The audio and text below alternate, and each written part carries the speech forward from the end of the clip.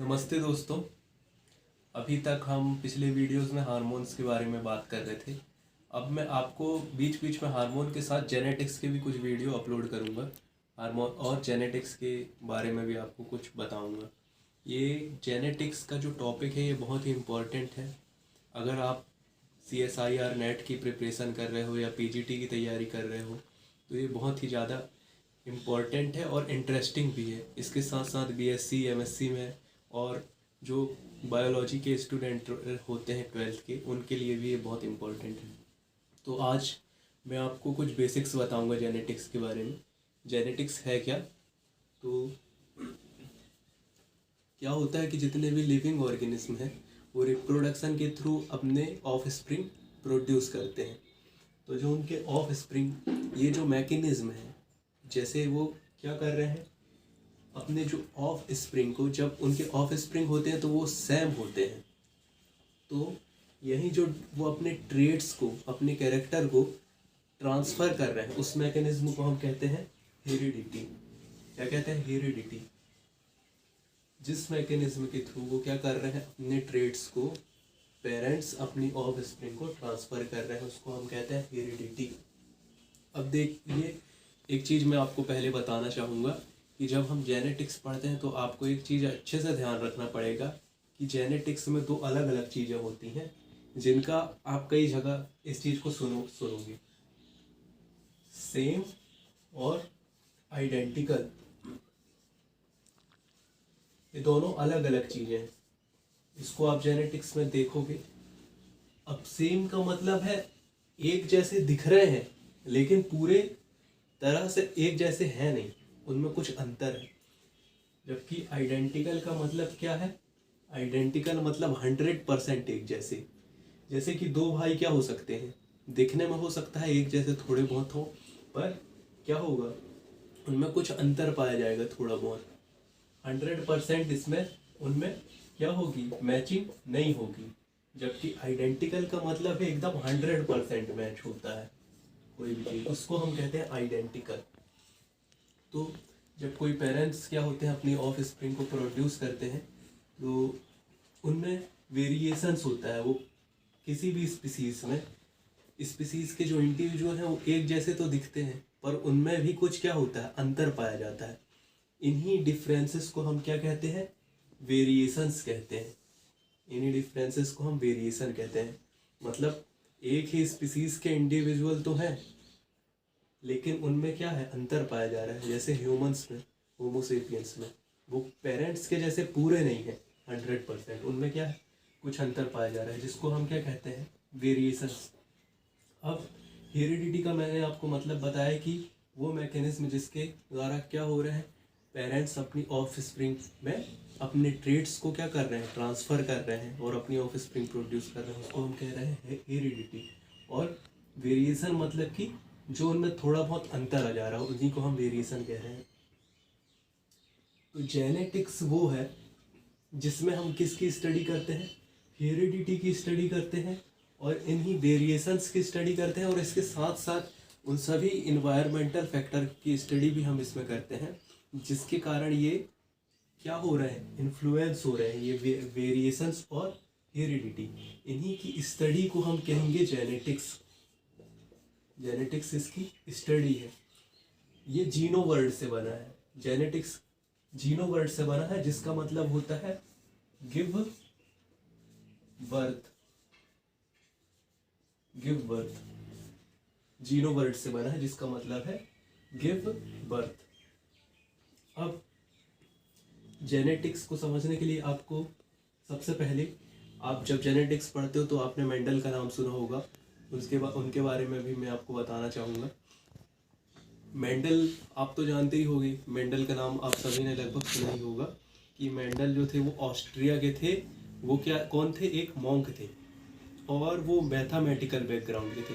तो उन्होंने अपना एक एक्सपेरिमेंट किया हाइब्रिडाइजेशन को लेकर के, और हाइब्रिडाइजेशन का एक्सपेरिमेंट किस में किया था, उन्होंने अपना हाइब्रिडाइजेशन का एक्सपेरिमेंट किया था पी प्लांट पे।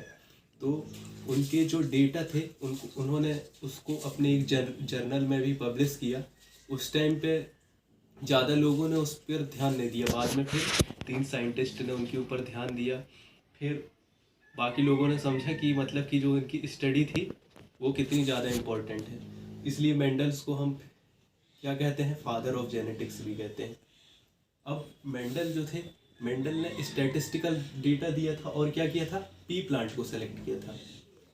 और उन्होंने कितने कैरेक्टर लिए थे पी प्लांट के, 7 कैरेक्टर्स, 7 ट्रेट या 7 कैरेक्टर सेलेक्ट किए थे। 7 ट्रेट लिए थे। और ये जो 7 ट्रेट थे ये कैसे थे, क्वालिटेटिव थे, क्वांटिटेटिव नहीं, ये क्वालिटेटिव थे। क्वालिटेटिव कैरेक्टर को हम डिसकंटिन्यूअस कैरेक्टर भी कहते हैं। जैसे कि एक प्लांट टॉल है और दूसरा क्या है, ड्वार्फ है, ये इसका एक एग्जांपल हो गया। तो इन्होंने 7 ट्रेट लिए, कैसे, क्वालिटेटिव, जिसको हम डिसकंटिन्यूअस भी बोलते हैं। अब जीन क्या है, तो जीन क्या है, जीन डीएनए का कोई ऐसा सेगमेंट है जिससे एक प्रोटीन क्या हो रही है, बन रही है, उसका एक्सप्रेशन होगा। अब रिप्लिकेशन आपने पढ़ा होगा, रिप्लिकेशन, ट्रांसक्रिप्शन, ट्रांसलेशन। तो जब ट्रांसक्रिप्शन होगा तो आरएनए बनेगा, फिर ट्रांसलेशन से क्या होगा, प्रोटीन बनेगा। तो जैसे कि एक समझ लीजिए ये इतना बड़ा एक डीएनए का फ्रेगमेंट है। अब इसका कोई भी स्मॉल सेगमेंट, उसको हम क्या कह देंगे, जीन, जो क्या कर रहा है, जो क्या बना रहा है, जिसके कारण एक्सप्रेशन होगा तो आरएनए बनेगा और लास्ट में क्या बन रही है, प्रोटीन बन रही ट्रांसलेशन के थ्रू। तो जीन क्या है, कोई भी ऐसा स्मॉल सेगमेंट है डीएनए का जो एक प्रोटीन बना रहा है। अब इसी जीन के थ्रू क्या हो रहे हैं, जीन, ये ट्रेट जो है ये जीन इन्फ्लुएंस कर रहा है कैरेक्टर को। जैसे टॉल का कैरेक्टर, ड्वार्फ का कैरेक्टर, ये ट्रेट या कैरेक्टर जीन्स के थ्रू ही इन्फ्लुएंस हो रहे हैं। फ्लावर का कलर, इसको मेंडल ने जीन को क्या बोला था, फैक्टर बोला था। मेंडल ने जीन को फैक्टर्स बोला था, बाद में फिर इसको। एलील क्या है, एलील और जीन में बहुत सारे लोगों को कंफ्यूजन होती है। तो एलील क्या है और जीन क्या है। अब किसी भी जीन के क्या है, कुछ अल्टरनेटिव फॉर्म होते हैं। मतलब कि जीन क्या है, जीन हम किसको बोल रहे हैं, एक स्मॉल फ्रेगमेंट डीएनए का जो किसी प्रोटीन को कोड कर रहा है। और एलील किसको कहते हैं, हम जीन के अल्टरनेटिव फॉर्म को ही एलील कहते हैं। मतलब जैसे कि एक जीन है, मान लीजिए, अब ये जीन क्या होते हैं, जीन तो किसी प्रोटीन को कोड कर रहे हैं। एलील क्या है, उसी जीन के अल्टरनेटिव फॉर्म है। अलग अलग जीन को नहीं कह रहे हैं हम, एलील उनको बोल रहे हैं, उन जीन्स को जो किसी एक ही ट्रेट को क्या कर रहे हैं, इन्फ्लुएंस कर रहे हैं। मतलब कि जैसे कि एक जीन है जो क्या बना रहा है, टॉल, प्लांट को टॉल कर दिया, और दूसरा जीन क्या कर रहा है, दूसरे जीन के प्रेजेंट होने के कारण प्लांट ड्वार्फ हो जाता है। तो ये दोनों जीन ही क्या है, एलील कहलाएंगे। अब टॉल के लिए मान लीजिए एक जीन मैंने लिख दिया कैपिटल टी, कैपिटल टी, ये एक जीन को मैं दिखा रहा हूं, ये एक क्या हो गया, ये एक एलील कैपिटल टी को दिखा रहा है, सॉरी, ये कैपिटल टी को दिखा रहा है एक एलील। और दूसरा ड्वार्फ वाले के लिए हम क्या बोल दिए, स्मॉल टी लिख दिए। कैपिटल टी किसके लिए लिखा मैंने, टॉल कैरेक्टर के लिए, टॉल ट्रेट। तो ये जो कैपिटल टी वाला एलील है ये टॉल ट्रेट के लिए है, जबकि स्मॉल टी वाला क्या है, टी, ये ड्वार्फ ट्रेट के लिए है। तो ये दोनों जीन ही है, लेकिन क्या है, ये अल्टरनेटिव फॉर्म। मतलब कि ऐसा नहीं है कि ये हाइट को कर रहा है तो ये दूसरा क्या कर रहा है, दूसरा हम ऐसा नहीं कहेंगे कि एक फ्लावर वाला हो गया जीन जो फ्लावर का कलर के लिए को इन्फ्लुएंस कर रहा है, फ्लावर के कलर को, और दूसरा हाइट को, तो उन दोनों को हम एलील नहीं कहेंगे, वो नॉन एलिलिक हो जाएंगे। एलील में वो जीन आएंगे जो किसी एक ही ट्रेट को इन्फ्लुएंस करें, जैसे कि हाइट के लिए, तो ये दोनों हाइट के लिए हो गए, तो ये एलील हो गए। अब एलील भी क्या होते हैं? वाइल्ड टाइप के एलील, म्यूटेंट, डोमिनेंट और रिसेसिव। वाइल्ड टाइप एलील क्या है? वाइल्ड टाइप एलील हम उन एलील्स को बोलते हैं जो क्या होते हैं, ज्यादातर पॉपुलेशन में ये पाए जाते हैं और इससे जो प्रोटीन बन रही है वो नॉर्मल फंक्शन कर रही है और सही अमाउंट में भी बन रही है। लेकिन म्यूटेंट एलील कैसे एलील है? म्यूटेंट एलील हम उन्हीं एलील्स को बोलते हैं जो किसी कारण से म्यूटेशन होने के कारण क्या हो गए, ये जीन या एलील क्या हो गए, एल्टर्ड हो गए और इसके कारण फिर ये लगभग 1% पॉपुलेशन में पाई जाएगी। म्यूटेंट एलील लगभग कितने, 1% पॉपुलेशन में पाई जाएगी और इसके कारण नॉर्मल जो फंक्शन जो प्रोटीन कर रही थी वो नहीं कर पाएगी। जो वाइल्ड टाइप प्रोटीन क्या कर रही थी, वाइल्ड टाइप एलील से जो प्रोटीन बनी वो नॉर्मल फंक्शन कर रही थी, जबकि इससे जो प्रोटीन बनेगी वो नॉर्मल फंक्शन नहीं करेगी। अब डोमिनेंट और रिसेसिव एलील, तो डोमिनेंट एलील क्या है और रिसेसिव एलील क्या है? तो ये दोनों डोमिनेंट एलील, रिसेसिव एलील। अब एलील मैंने किसको बताया? एलील जो किसी वो जीन है, अल्टर्ड जीन जो किसी एक ट्रेट को क्या कर रहे हैं, इन्फ्लुएंस कर रहे हैं। अब जैसे कि एक टॉल को एक क्या है, एक एलील होने के कारण प्लांट की हाइट बढ़ जाती है, वो टॉल बन जाता है, जबकि दूसरा एलील जो स्मॉल टी से मैंने दिखाया ये क्या कर रहा है, प्लांट इसके कारण ड्वार्फ हो जा रहा है, छोटा हो जा रहा है। तो डोमिनेंट एलील वो एलील होता है, उस एलील को हम डोमिनेंट एलील बोलते हैं जो क्या करता है, रिसेसिव एलील की ट्रेट को मास्क कर देता है, छुपा देता है। अब अगर ये दोनों साथ में रहेंगे, एक टॉल वाला एलील है और दूसरा स्मॉल टी क्या है, ड्वार्फ हाइट को, तो ये जो एलील है कैपिटल टी वाला डोमिनेंट एलील, ये इसके कैरेक्टर को क्या कर देगा, इसके ट्रेट को मास्क कर देगा और जिसके कारण प्लांट क्या हो जाएगा, प्लांट टॉल हो जाएगा। इसमें दोनों एलील पाए जा रहे हैं, टॉल वाला भी ड्वार्फ वाला भी, लेकिन प्लांट क्या हो गया, टॉल हो गया। क्यों? डोमिनेंट एलील क्या करता है, रिसेसिव एलील को मास्क कर देता है, जबकि रिसेसिव एलील वो एलील होते हैं जो तभी एक्सप्रेस होंगे जब वो होमोजाइगस कंडीशन में होंगे। मतलब कि स्मॉल टी और स्मॉल टी एलील किसके लिए, ड्वार्फ के लिए। अब ये दोनों जब साथ में हैं तभी क्या हो रहा है, तभी ये अपने आप को एक्सप्रेस कर पा रहे हैं, रिसेसिव एलील। और जो म्यूटेंट एलील हैं ये जनरली क्या होते हैं, रिसेसिव फॉर्म में ही जाते हैं एक जनरेशन से दूसरे जनरेशन। तो एलील क्या है ये हमने समझ लिया। अब हम देखते हैं कि होमोलोगस क्रोमोसोम क्या है। तो होमोलोगस क्रोमोसोम किसको कहते हैं? तो अब होमोलोगस क्रोमोसोम क्या है ये देखते हैं। होमोलोगस क्रोमोसोम हम उन क्रोमोसोम्स को कह रहे हैं जिनके पास क्या है, सेम सेट ऑफ जीन से। मतलब कि इसके पास, जैसे कि देखिए अब ये कैपिटल ए जीन है, इसके पास स्मॉल ए जीन है, इसके पास कैपिटल बी जीन है तो इसके पास क्या है, capital B, capital C, capital सी।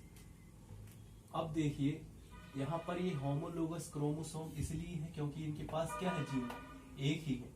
ऐसा नहीं है कि इसके पास यहाँ पर ए है तो यहाँ पर डी हो, या यहाँ पर बी हो तो यहाँ पर ई हो, ऐसा नहीं है, सेम सेट ऑफ जीन्स है। इन्हीं को हम होमोलोगस क्रोमोसोम्स कहते हैं। अब क्योंकि हम क्या है, डिप्लॉयड हैं, तो हमारे पास एक क्रोमोसोम मदर से आता है, एक फादर से आता है, इसलिए ये होमोलोगस क्रोमोसोम पाए जाते हैं जिनके पास सेम सेट ऑफ जीन्स होंगे। अब मैंने आपको क्या बताया, जेनेटिक्स में एक चीज आपको ध्यान रखना है कि सेम और आइडेंटिकल दो अलग अलग चीजें हैं। मतलब कि ये जैसे जीन कैपिटल है ए है और स्मॉल ए है, ये दोनों हाइट के लिए है, हाइट के लिए मान लीजिए, ये दोनों किसके लिए है, हाइट के लिए हम ये मान लेते हैं। तो लेकिन ये क्या है, कैपिटल ए और ये स्मॉल ए है, आइडेंटिकल नहीं है ये दोनों। ये अगर किसी की हाइट बढ़ा रहा है तो ये हो सकता है इसके कारण हाइट क्या रह जाए, कम हो जाए, ये हो सकता है, लेकिन दोनों किसको इन्फ्लुएंस कर रहे हैं, हाइट को। अब इन्हीं को हम क्या कह रहे हैं, होमोलोगस क्रोमोसोम। अब होता क्या है, एलील को भी हम क्या कहते हैं, डोमिनेंट एलील, रिसेसिव एलील कहते हैं। एलील होमोजाइगस डोमिनेंट हो सकते हैं, होमोजाइगस रिसेसिव हो सकते हैं और हेट्रोजाइगस हो सकते हैं। अब ये क्या है, होमोजाइगस डोमिनेंट, होमोजाइगस रिसेसिव। तो जैसे कि यहाँ पर एक है होमोलोगस क्रोमोसोम, इसको होमोलोगस क्रोमोसोम क्यों कह रहे हैं हम, क्योंकि इनके पास क्या है, सेम सेट ऑफ जीन्स है, इसलिए हम इसको क्या कह रहे हैं, होमोलोगस क्रोमोसोम। अब देखिए यहाँ पर कैपिटल ए एलील है और दूसरे के पास क्या है, स्मॉल ए, तो इसको, इन दोनों को हम क्या कहेंगे, हेट्रोजाइगस। इसको हम कहेंगे हेट्रोजाइगस कहेंगे, हेट्रोजाइगस, ये हेट्रोजाइगस एलील है। अब यहां पर देखिए ये डोमिनेंट वाला है, कैपिटल बी, तो ये हो गया क्या, इसको हम कहेंगे homozygous, homozygous dominant allele, homozygous dominant allele. अब ये मान लीजिए ये स्मॉल सी है, तो ये हो जाएगा हमारा होमोजाइगस रिसेसिव एलील। अब एलील मैंने आपको बताया डोमिनेंट और रिसेसिव, तो इनको हम कैसे लिखते हैं, जो डोमिनेंट एलील है मतलब वो एलील जो रिसेसिव एलील के ट्रेट के साथ रहेगा तो उसको क्या कर देगा, मास्क। डोमिनेंट एलील को हम अपर लेटर केस से दिखाएंगे, जबकि इसको लोअर लेटर केस से दिखाएंगे। मतलब जैसे हाइट के लिए तो हम डोमिनेंट एलील के लिए क्या लिखेंगे, कैपिटल टी लिखेंगे, जबकि रिसेसिव वाला जो हाइट का एक है, इसी को, अब इसके लिए हमने टी लिख दिया तो इसके लिए क्या लिखेंगे, स्मॉल टी। यहां देखिए अपर जो है, अपर लेटर केस से हम इसको दिखा रहे हैं डोमिनेंट को, स्मॉल लेटर से क्या दिखा रहे हैं, रिसेसिव वाले को दिखा रहे हैं जो रिसेसिव एलील है। अब जीनोटाइप और फिनोटाइप क्या होते हैं, तो जीनोटाइप क्या है, जेनेटिक कॉन्स्टिट्यूशन है, और फिनोटाइप क्या है, जो जीनोटाइप के कारण जो ट्रेट आ रहा है उसको हम कह रहे हैं फिनोटाइप, जो मतलब कि ऑब्जर्वेबल है, हम जिसको आंखों से देख सकते हो उसको हम फिनोटाइप कह रहे हैं। जीनोटाइप मतलब क्या जीन पाए जा रहे हैं, जैसे कि किसी प्लांट का जीनोटाइप है, हाइट के लिए क्या है, कैपिटल टी स्मॉल टी, ये जीनोटाइप है। तो फिनोटाइप क्या होगा, ये हेट्रोजाइगस एलील है। कैसे है, हेट्रोजाइगस कंडीशन में। अब फिनोटाइप डोमिनेंट एलील क्या कर देगा, इसको मास्क कर देगा, तो डोमिनेंट का कैरेक्टर जाएगा, तो फिनोटाइप हमको कैसा दिखेगा, प्लांट का, टॉल दिखेगा प्लांट। तो आज मैंने आपको बताया जेनेटिक्स के कुछ बेसिक। अब आगे हम क्या पढ़ेंगे, क्लासिकल जेनेटिक्स के बारे में। जेनेटिक्स को भी 3 पार्ट में बांटा गया है। जेनेटिक्स को हम 3 पार्ट में बांटते हैं, क्लासिकल जेनेटिक्स, मॉलिक्यूलर जेनेटिक्स और इवोल्यूशनरी जेनेटिक्स। क्लासिकल जेनेटिक्स में हम मेंडल्स के लॉ पढ़ते हैं, सेक्स डिटर्मिनेशन पढ़ते हैं, सेक्स लिंकेज पढ़ते हैं। मॉलिक्यूलर जो जेनेटिक्स होगी उसमें हम पढ़ेंगे, मॉलिक्यूलर जेनेटिक्स में मॉलिक्यूल मतलब क्या है, यहाँ पे जीन के बारे में, डीएनए के बारे में, उसका स्ट्रक्चर पढ़ेंगे, रिप्लिकेशन, एक्सप्रेशन पढ़ेंगे। और जो इवोल्यूशनरी जेनेटिक्स है, इवोल्यूशनरी जेनेटिक्स में हम क्या पढ़ते हैं, पॉपुलेशन जेनेटिक्स पढ़ते हैं, मतलब कि किसी जीन की फ्रीक्वेंसी कैसे चेंज हो रही है। अब इन सब चीजों के बारे में हम आगे आने वाले वीडियो में जानेंगे। ये वीडियो आपको पसंद आया हो तो प्लीज लाइक करना और चैनल को सब्सक्राइब करना मत भूलना। Thank you.